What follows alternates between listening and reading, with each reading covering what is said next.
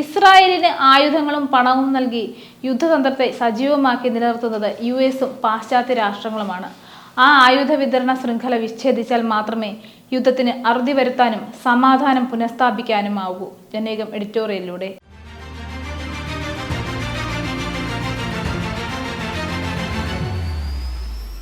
ഇസ്രായേലിന്റെ സൈനിക ലക്ഷ്യങ്ങൾക്കു നേരെ ഇറാൻ ശനിയാഴ്ച നടത്തിയ മിസൈൽ ഡ്രോൺ ആക്രമണങ്ങൾ കാര്യമായ നാശനഷ്ടങ്ങളോ ആളപായമോ സൃഷ്ടിച്ചില്ലെങ്കിലും പശ്ചിമേഷ്യയിലെ സംഘർഷം മേഖലയിൽ യുദ്ധമായി വളർന്നേക്കുമോ എന്ന ആശങ്ക ശക്തമാണ്.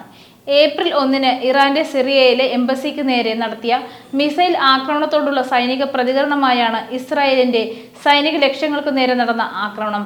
സിറിയയിലെ എംബസിക്ക് നേരെ നടന്ന ആക്രമണത്തിൽ ഇറാന്റെ ഇസ്ലാമിക് റവല്യൂഷണറി ഗാർഡിന്റെ 2 ജനറൽമാർ ഉൾപ്പെടെ കൊല്ലപ്പെട്ടു. അതിന്റെ പ്രതികരണമെന്നോണം ഇസ്രായേലിനെതിരെ തിരിച്ചടിക്കുക എന്നത് ഇസ്ലാമിക രാഷ്ട്രത്തിന്റെ രാഷ്ട്രീയവും സൈനികവുമായ വിശ്വാസ്യതയുടെയും ഭരണകൂടത്തിന്റെ നിലനിൽപ്പിന്റെ തന്നെയും പ്രശ്നമായിരുന്നു.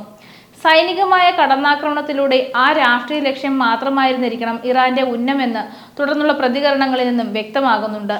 സിറിയയിലെ ഇറാൻ എംബസിക്ക് നേരെ ഇസ്രായേൽ നടത്തിയ ആക്രമണം അന്താരാഷ്ട്ര നിയമങ്ങൾക്ക് വിരുദ്ധമാണെന്നിരിക്കെ അതിനെ അപലപിക്കാൻ US, UK, ഫ്രാൻസ് എന്നിവയടക്കം പാശ്ചാത്യ ശക്തികൾ ഒന്നും തന്നെ മുന്നോട്ട് വന്നില്ല.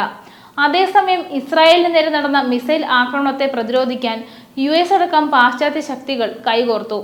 ഇറാന്റെ മിസൈൽ ആക്രമണത്തിന് പ്രത്യാക്രമണത്തിലൂടെ മറുപടി നൽകുമെന്ന് ഇസ്രായേൽ യുദ്ധകാല മന്ത്രിസഭ അടിയന്തര യോഗം ചേർന്ന് പ്രഖ്യാപിച്ചിട്ടുണ്ട്. അത് തടയുന്നതിൽ US അടക്കം പാശ്ചാത്യ ശക്തികളും തയ്യാറാകുന്നില്ലെങ്കിൽ അത് പശ്ചിമേഷ്യയെ വിനാശകരമായ യുദ്ധത്തിലേക്കാകും നയിക്കുക. ഇറാന്റെ ആണവ പദ്ധതികളെ തകർക്കാൻ ഇസ്രായേലിനെ കരുവാക്കാൻ USനും പാശ്ചാത്യ ശക്തികൾക്കും സ്വാഭാവികമായും താല്പര്യമുണ്ടാകും. ഇറാന്റെ ആണവ പദ്ധതി ആയുധ നിർമ്മാണം ലക്ഷ്യം വെച്ചുള്ളതല്ലെന്ന് അവർ ആവർത്തിക്കുന്നുണ്ട്. അന്താരാഷ്ട്ര ആണവോർജ ഏജൻസി വർഷങ്ങളായി തുടർന്നു വരുന്ന നിരീക്ഷണത്തിനും പരിശോധനകളിലും ആണവായുധങ്ങളോ അത് നിർമ്മിക്കാനുള്ള സാങ്കേതിക വിദ്യയോ കണ്ടെത്താനായിട്ടില്ല.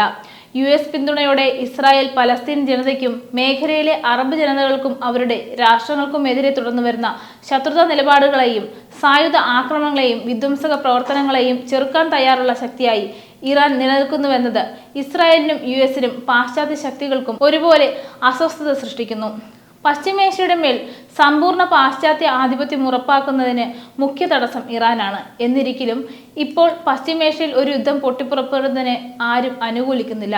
അത് USന്റെയും പാശ്ചാത്യ ശക്തികളുടെയും സമാധാന ആഭിമുഖ്യം മൂലമല്ല, മറിച്ച് അവരുടെ ആഭ്യന്തര രാഷ്ട്രീയ താല്പര്യങ്ങൾക്ക് വിരുദ്ധമായിരിക്കും യുദ്ധാനുകൂല നിലപാടെന്ന ബോധ്യമാണ് അതിന് പിന്നിൽ പ്രവർത്തിക്കുന്നത്. US പ്രസിഡന്റ് തെരഞ്ഞെടുപ്പ് ഈ വർഷം നടക്കാനിരിക്കെ യുദ്ധത്തെ അനുകൂലിക്കാൻ പ്രസിഡന്റ് ജോ ബൈഡന് കഴിയില്ല. USലും യൂറോപ്പിലും ശക്തമായ ജനകീയ യുദ്ധവിരുദ്ധ വികാരത്തെ അവഗണിക്കാൻ അവിടങ്ങളിലെ ഭരണാധികാരികൾക്കും കഴിയില്ല. ഇസ്രായേൽ ഗാസയിൽ തുടരുന്ന വംശഹത്യക്കെതിരെ വലിയ ജനകീയ പ്രതിഷേധങ്ങൾക്കാണ് ആ രാജ്യങ്ങൾ സാക്ഷ്യം വഹിക്കുന്നത്.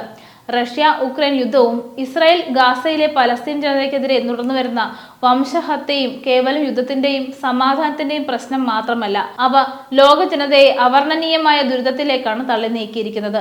അവയ്ക്ക് അറുതി വരുത്താൻ നടത്തുന്ന എല്ലാ ശ്രമങ്ങളും പരാജയപ്പെടുന്നത് ബന്ധപ്പെട്ട സാമ്രാജ്യ ശക്തികളുടെ നിക്ഷിപ്ത സാമ്പത്തിക താല്പര്യങ്ങൾക്ക് മുന്നിൽ ലോക ജനതയ്ക്ക് നിസ്സഹായരായി നോക്കി നിൽക്കാനേ കഴിയുന്നുള്ളൂ എന്നതുകൊണ്ടാണ്. ഇസ്രായേലിന് ആയുധങ്ങളും പണവും നൽകി യുദ്ധതന്ത്രത്തെ സജീവമാക്കി നിലനിർത്തുന്നത് USും പാശ്ചാത്യ രാഷ്ട്രങ്ങളുമാണ്. ആ ആയുധ വിതരണ ശൃംഖല വിച്ഛേദിച്ചാൽ മാത്രമേ യുദ്ധത്തിന് അറുതി വരുത്താനും സമാധാനം പുനഃസ്ഥാപിക്കാനുമാവൂ.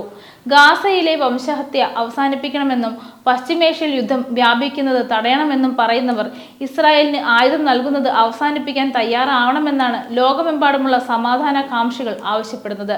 ജനേകം എഡിറ്റോറിയലുമായി വീണ്ടും കാണും വരെ നമസ്കാരം.